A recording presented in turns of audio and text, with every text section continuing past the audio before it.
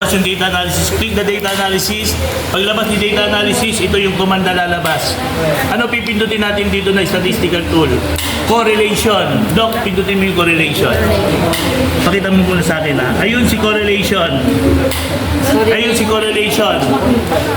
Pag-click mo, lalabas si correlation. Paglabas ni correlation, correlation siya kasi reliability yun. Correlation. Ito, i-correlate mo sa pangalawa. Test, i-correlate mo sa retest. Okay?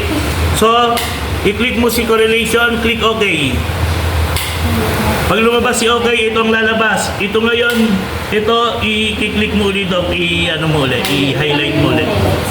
Nasaan yung mouse mo, Doc? I-click mo yan. I-click niya ulit itong mga ito. Doc, mali ka dito. Dapat, sobra yan. Dapat hanggang lang. Yan. A and B na ba yan? Okay. Ay, parang, okay. So, i-highlight ulit. Di ba, hin-highlight mo ito una? Yes. Nung hin-highlight mo ito una, kinilik mo yung data analysis, then lumabas yung command. Pipindot mo yung correlation. Pag pindot mo yung correlation, i-highlight mo ulit yung hin-highlight mo kanina. Click OK. Okay. In a matter of 3 seconds, lalabas na yung sagot. Okay, ito na yung sagot. Point, Doc, nila kayo mga Doc. Okay, ito na yung lalabas na sagot. The answer is 0.985. Yun yung ginawa ng group 1 last time. At ganito rin ang gagawin nyo pag kayo ay nag-thesis 2 na. Okay? Ang tawag doon ay correlation. Yung correlation na yan, ginamitan niya ng Pearson R. Okay? So, hindi lang natin may demo ron, no? Ito lang naman importante dyan, magawa nyo ito eh. Okay? Okay, sige. Balik na kayo sa upuan nyo. Ito yung class. Nakikita nyo yun? Ano nakikita nyo? Shift 1, di ba? I-click mo yung positive. Boom! Shift 2. Okay, ang technique, ito. Lahat yung natutuwa kayo sa mga chat-chat na joke lang yun. Habang huwag kayo lang rin, ha? Sheet yun, di ba? Sheet 1. Okay, Doc? Doc, punta ka ng sheet 1. Ang gagawin natin ganito. Everybody, pakilan niyo yung command. Nag-add lang siya. Doc, pwede mo nang gawin ito kahit na walang data analysis. Doc, pwede mo nang gawin yan kahit walang data analysis. Pakihighlight mo muli si 1, si A, hanggang sa 15. Yung score na 15, sige, Doc. Yan, sige.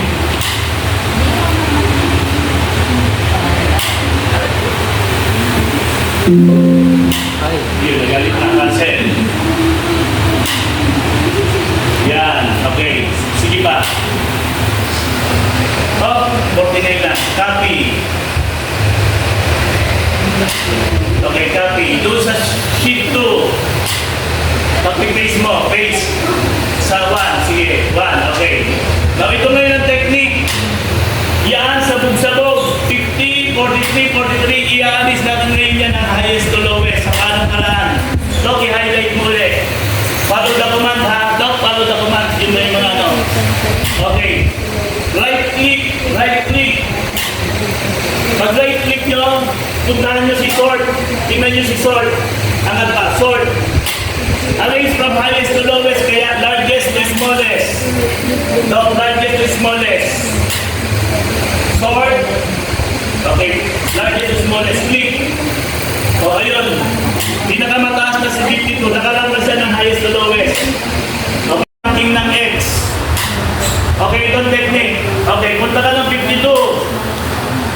Then, doon sa letter B. Letter B. Okay, sa letter B. Una kong tanong. Okay, sige, magde-demonstrate kami. Guys, ikaw muna guys. Tulang vision na naman. Guys, ang 52 ba ay meron bang katayang 52? Wala. Ito, hindi mo lang siya dito. Sige. Kung may katayang 52, may katay ba siya? May katay? Wala. Therefore, kung walang katay si 52, tingnan mo yung kaliwa. Anong number yun? 1, kaya rank 1 yan. 1.0. 1.0. Enter. Pansinin nyo anong nangyari. Enter. Nakita nyo, naging 1 ano? Hindi naging 1.0. Dapat maging decimal. Kaya Doc, i-clear mo yan. I-highlight mo yan lahat ng B. Hanggang 39. Hanggang 15. Sige, Doc. No. Yung B lang, yung B. Pababa. Sige. Pababa. Yan, hanggang 39. Okay. I-click mo si home. Tingnan mo sa gilid, nakita nyo si General. Tingnan yung gilid, General. Yan, saludo kay General. Click. Magiging number, i-click mo si number.